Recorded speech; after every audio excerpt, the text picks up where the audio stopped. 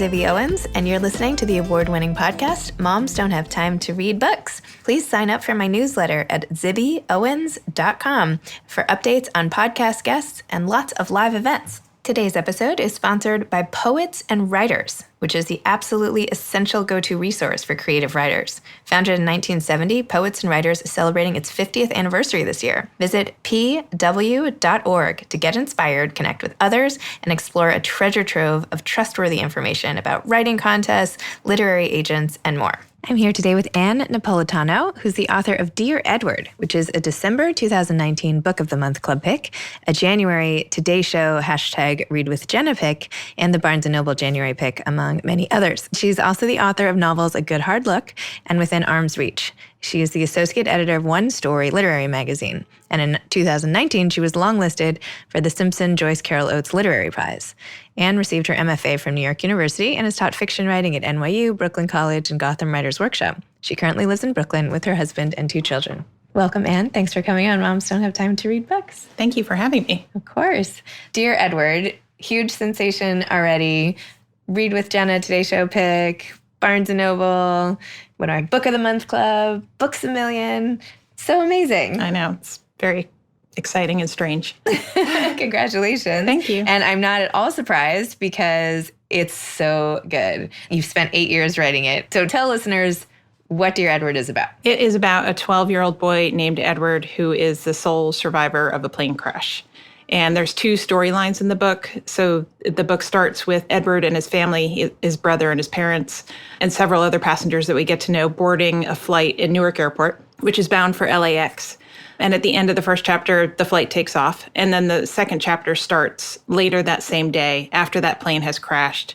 And Edward wakes up in the hospital and he's the sole survivor. And for the rest of the book, I alternate the 2 timelines.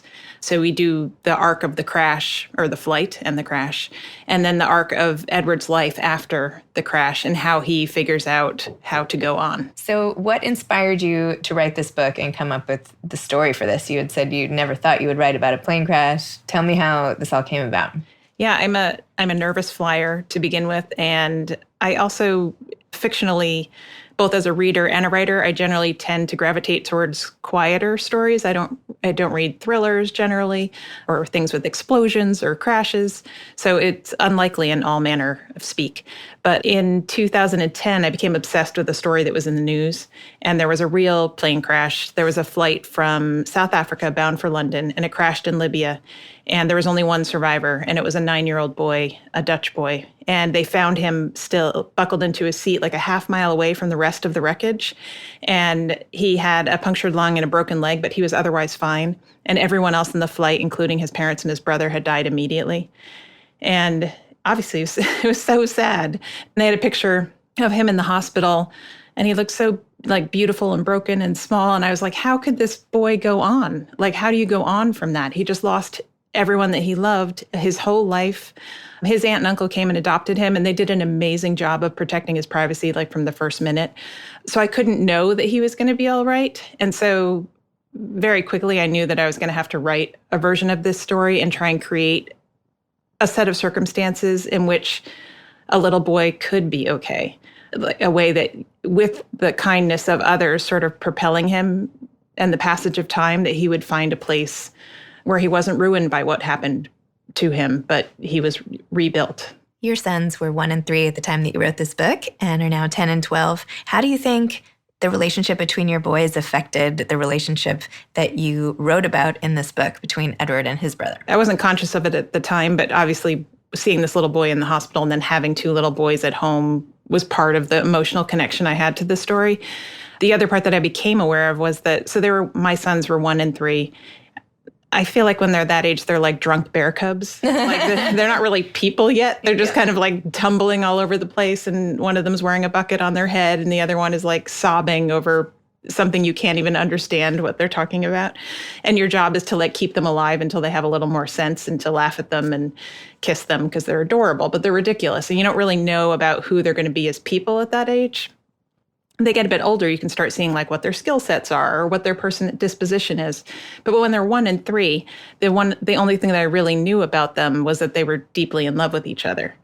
And My husband and I have nothing to do with that, and they're still deeply in love with each other. It's kind of like unusual. I feel like when my younger son was born, for my older son, it was like they were being reunited instead of introduced. They just are sort of soulmates, although I don't like that term. So as I started writing about Dear Edward in that world, their love sort of baked into the story. I think before I had children, or maybe even if I didn't have the children that I have, I would have thought that the loss of the parents would have been the most searing blow. But I realized that it actually was the loss of his brother, because he loved him so deeply. And also, you're meant to grow up with your sibling. We leave our parents when we go to college or, have our adult lives. That's part of the natural progression, but you're not supposed to lose your brother or sister. So that love and that loss really sort of baked itself into the story. It took you 8 years to write this book. Tell me about the process that was involved and how you structured both the plot and the character development during that time. My husband had challenged me. The book before this, another novel called A Good Hard Look, took 7 years. And in that book, I always had considered myself an intuitive writer. So I would start with a scene and then someone would walk in the room and say something that surprised me, as well as, hopefully the reader. So it was like an act of discovery as I wrote, which I love. It's so fun. And it's like 75% of why writing is this really interesting, exciting experience. But when I was moving like that, I ended up writing just many, many scenes and many, many hundreds of pages that I ended up cutting because I was sort of muddle my way, feeling my way through the book. So my husband suggested that I take a year before, or as the first part of writing this new book, a year where I didn't write, but I only researched and took notes and thought. Because actually when I write, it's like a very, as I said, intuitive, but emotional experience. And my brain kind of switches off. So it's very hard for me to come up with, critical or analytical or plot ideas while I'm writing. So I spent a year just using my brain, which was really challenging because I love writing pretty sentences. And all I really wanted to do was dive in and start writing. But it was extremely helpful. So I interviewed a career pilot. I had to figure out why my plane crashed. So, and as I said, I'm not a plane expert. I never thought I would write about a plane crash. So I had to learn a lot. I read a lot of National Transportation Safety Board reports and black box recordings and articles about plane crashes. And then the plane, knowing that I had these passengers and that they could be anyone because everyone flies. So I could have very different characters than I could have if I was writing about a neighborhood or a set of friends. So that was actually really exciting. So I sort of consciously chose very different people. And then I read books and spoke to people for each one. Like Crispin Cox is the octogenarian billionaire who's on the flight. And I read Jack Welch's Straight from the Gut, which is really funny. It's not supposed to be funny, but it's very funny. He has all this spunk and it's just a very entertaining book. So I read that for Crispin Cox. And then I read War by Sebastian Junger for the soldier that's on the plane. And I have a friend who's in the Army that I spoke to. David Foster Wallace wrote a book about math called Everything and Beyond that I read for the Pure Mathematician. And I also have a friend who's a pure mathematician, so I spoke to her. And then my husband had also challenged me to read outside of my normal genres that year. So it was a whole year of experiment. And so I read during that year Neil Gaiman's The Sandman series. And reading that book and how Gaiman plays with time and space and all the boundaries are gone for him in the most exhilarating way. And that made me create Florida, who's a passenger on the plane who believes that she's lived many lives. So it was all baked into that year. So by the time that I started writing, the plane sections came very easily for me because I knew so much already. And also it had a beginning, a middle, and an end. And they're trapped in a silver bus. So only so much can happen. The stuff with Edward on the ground was what I wrote and rewrote the most. I knew that he was going to be adopted by his aunt and uncle because that was what had happened to the real boy. And then I knew there was going to be a girl his age who lived next door and that he was going to sleep on her floor. But that was all I knew for that when I started. Sorry for all the sirens here, by the way. I am so sorry. And if anyone's listening and in their cars, the sirens are from my recording. You do not have to look behind you to see if there's a policeman chasing you. Anyway, my apologies. It's New York City. You did such a great job of capturing Edward's sense of isolation and loneliness, especially being the sole survivor of this plane crash. Is there anything in your own life that has made you able to tap into these feelings so successfully? I had an experience when I was right after my junior year of college. I got sick with a virus called Epstein-Barr. It's it's mononucleosis is the smaller version of it, kind of. Epstein-Barr is the umbrella that goes above that. And having been healthy my whole life and then healthy after that, I was sick for 3 years. And what it did basically is wipes out your immune system. So you catch like everything that comes near you and get food poisoning all the time. And it's not fun. I don't recommend it. But so I got it after my junior year, and I actually went back to college my senior year, but I took a half load of classes. It took me an extra year to finish college. And I basically went back to college just so that I wouldn't be deeply depressed on my parents' couch. Like it was like more a social thing than an academic thing at that point, because my brain was I wasn't able to do the high level work that I had been doing at that point. But so I spent that year at college sort of pretending to be a 20-year-old because I didn't have the energy. I would have like 3 hours of energy a day. So I would figure out where to dole it out. And then I would be with my friends and someone would say something and I would think, okay, I should laugh at that because that was a joke. Like I was not one with them. I was pretending to be one of them. And so for Edward, he's in a worse and similar situation where he's 12, but he's not a 12-year-old anymore. Like if something that absolutely enormous happens to you, it removes you from being a kid, but he was literally still a kid. So he had to figure out how to behave as a 12-year-old, even though he didn't feel like one. So I felt I had that experience before, which fit into it and was very helpful. And then, I think all of us for us, are terrible things happen to us that feel impossible to get over at the time, even if it's like a huge breakup or, the loss of a parent or, even if it's a grandparent who you love deeply dies, whatever it is that rocks our foundation is completely individual. And we've all had those experiences. You include a lot of different people's stories. What inspires you to come up with all the different stories of all the different characters? Well, I think part of it is I've spent my whole life going on planes and trains, et cetera, and making up stories for the people around me. Like I find people innately fascinating. So if I go to like a music concert or something, I'll just make up stories about everyone who's on stage and like twice divorced or, I don't necessarily know. So that's something that I love to do. But also I feel like what ends up happening with the plane and the opportunity that we all have around us all the time is to make connections, and that we need to make connections. And the people who are on the plane, they don't know that they're going to die until the very end. So they're having a normal day in the sky, like they're flirting, they're taking pregnancy tests, they're worried about their sexuality, like they're going through their life in a very, day-to-day way. And then whereas what's happening on the ground with Edward is soaked in grief because the terrible thing has already happened. So I think the people in the air were, for instance, this woman, Florida, befriends another woman, Linda, sitting next to her. And it's like there's real power in that connection because we know that their life's about to end, and it's so meaningful and sweet that they've reached out to each other in what is for them a normal day. So I feel like it calls to the need for all of us to sort of not only notice the people around us, but like be open to having those small connections because they really do feed us. Talk to me a little about how you can form an impression of somebody when you first meet them. That's like so interesting to me that you can meet someone and be like, oh, I do not like that person. But you're like, I literally just met you. Like, what is happening with the electrons between us where I'm picking up something that's, antipathetic to who I am? Mm-hmm. Or that you meet someone and you're like, I want to be friends with that person. It's just so interesting. It makes life, rich and fascinating. It's like there's all these emotional microfibers, making up all the minutes of our lives. And if you become aware of them, it makes life more interesting. But it also, I'm much quicker to love now. Like I'll meet someone, like I met my editor and I was like, oh, I love her. And I don't even care if she loves me back. Cause it's like such a boon for me to be filled with love. Mm-hmm. Whereas when I was younger, I used to like get stuck on do they like me? Is my hair look weird? Am I talking strangely? Am I talking too much?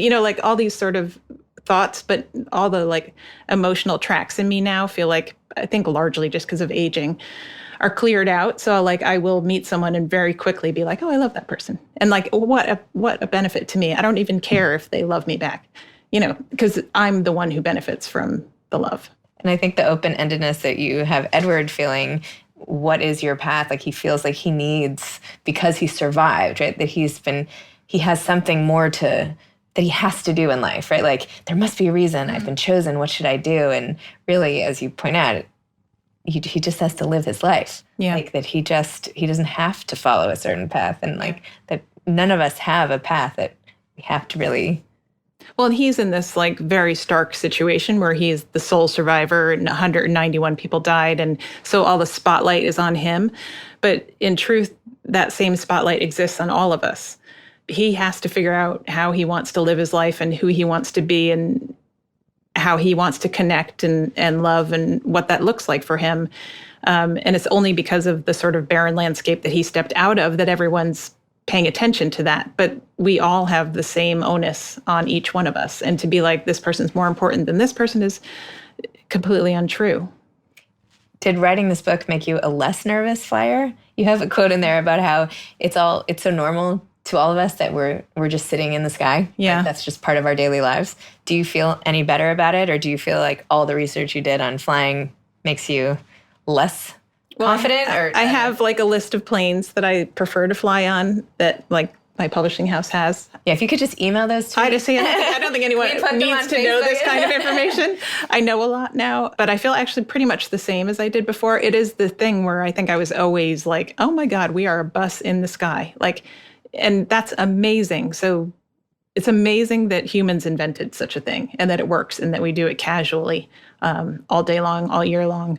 But I'm also hyper aware that I'm in a bus in the sky, which is not, I don't think we should feel comfortable in that situation. But it did not, it didn't give me a phobia. I'm just more aware of the people around me even than I was before. So I find it all interesting. Did you always know you wanted to be a writer? Yes. Basically, in fourth grade, you would get those vocab lists that would get sent home, the list of words. And there was 1 week in fourth grade where the teacher said, now I want you to write them into sentences that connect. They're like all part of one thing, which had never happened before. And I sat down to write the homework and I finished it and I looked up and I thought 5 minutes had passed and 40 minutes had passed. And that was the first time as a child I had ever experienced time disappearing, not in play. And I was just like, I just remember thinking like, this is magic. Like time just went away and I was doing homework. And so I think the next day I started writing a novel about a wartime orphan. And then I wrote about 15 pages and then I wrote about a wartime nurse. So and that also was about 15 pages. I think I had very serious literary aspirations from the first minute. I thought it had to be during wartime in order for it to be a serious piece of work. And then that was always what I wanted to do. And have you always been drawn to fiction only? Yeah, I can't even write short stories. They just got longer and longer. So, there are pros and cons to all of that. It just means that also I never published anything until I was 30 years old, even though that it was my main preoccupation. I worked as a personal assistant. I went to graduate school. I was making a living, but I didn't publish anything for that long because I could not write stories. And my first 2 novels that I wrote didn't get published. So it wasn't until the 3rd novel that I wrote that was published when I was 30 or 31. How did you regroup after those rejections and just sit down and write another book? The first novel I wrote was during graduate school, and I think it was terrible. I think for many people, and certainly for me, I had to write a book in order to figure out how to write a book. There's no way to just know how to write a novel, the pacing and just how long it is and how it works. And that one was rejected by 80 agents. And so I put it in a drawer. And then I finished graduate school and I was working as a personal assistant and I wrote another novel. And that one I got an agent for, but she couldn't sell it. So I ended up putting that one in a drawer. And at that point I got depressed. I was 28 years old or something like that, 27 maybe. And I had never published anything. I'd built my whole life around, I was working as a personal assistant so that I had time to write. It wasn't like that was a career track or whatever for me. And my father was sending me pamphlets for law school in the mail. And I realized that the only way out of my depression was writing. So I started writing again to feel less depressed. And at that time, I realized that I was going to write for the rest of my life, whether I published or not. And at that point, I assumed I wouldn't.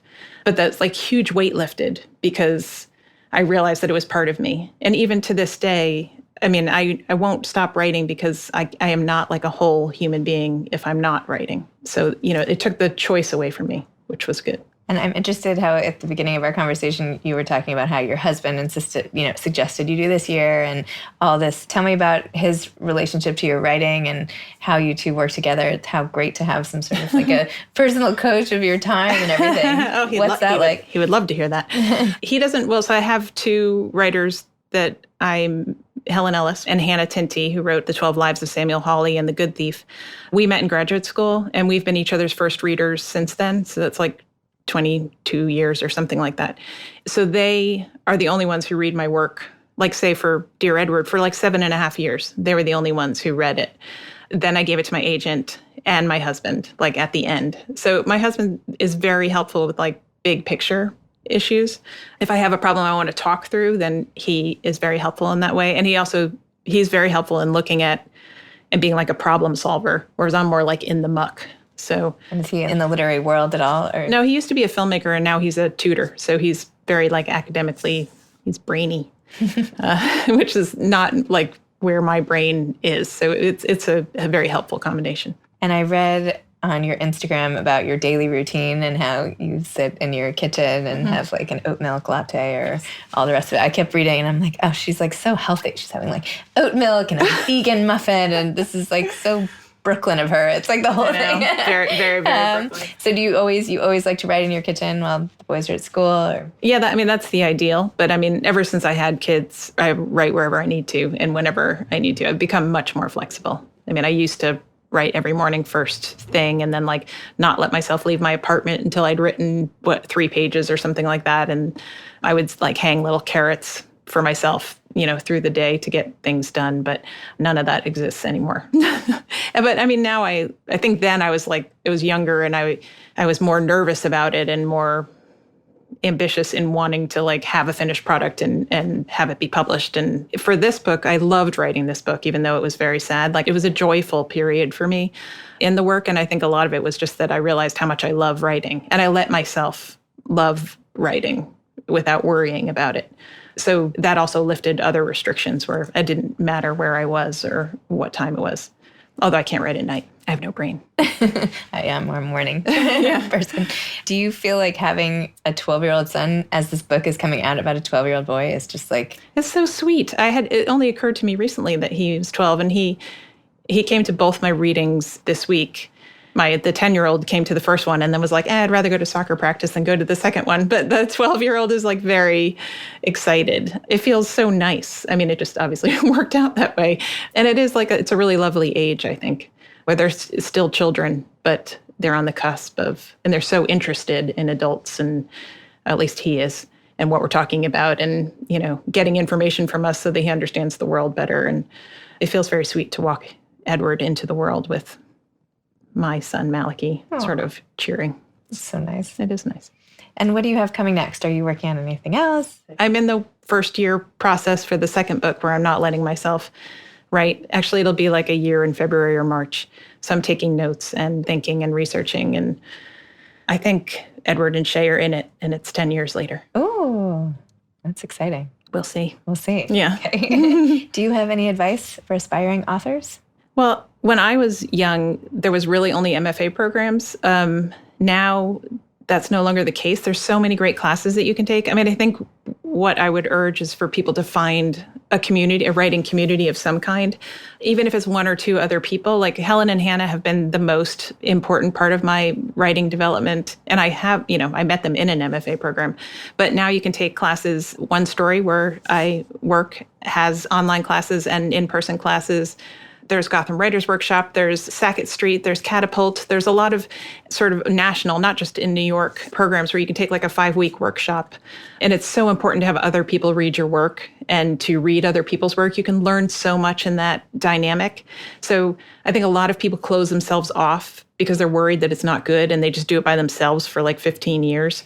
And you can make so much more progress if you allow other people into that space. So I would urge you, if you think it's terrible, that's fine. Like I was terrible. We're all terrible. My Dear Edward was terrible in the beginning.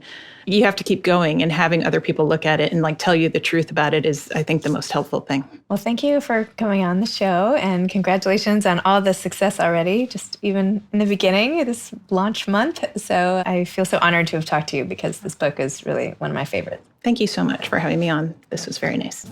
You've been listening to Moms Don't Have Time to Read Books with Zibby Owens. Please make sure to sign up for my newsletter at zibbyowens.com to get more updates about episodes like these and also lots of live events. Thanks so much. Today's episode has been sponsored by Poets and Writers. Visit pw.org to get inspired, connect with other writers, and explore a treasure trove of information about writing contests, literary agents, and more. You can follow me on Instagram at Moms Don't Have Time to Read Books. Thanks so much to Steve and Ryan at Texture Sound for the sound editing. And thank you to Morning Moon Productions for providing this fantastic intro and outro music. Thanks for listening. You can always email me at zibby@zibbyowens.com.